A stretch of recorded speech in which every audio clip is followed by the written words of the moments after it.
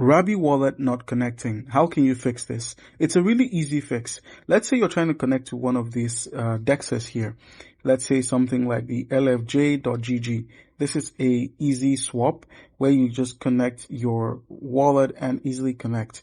Now, if you're having issues connecting to this, there are a couple of ways to go around it. The first is simply clearing your app cache. How does that work? Just minimize the Rabby Wallet app and then press and hold on Android.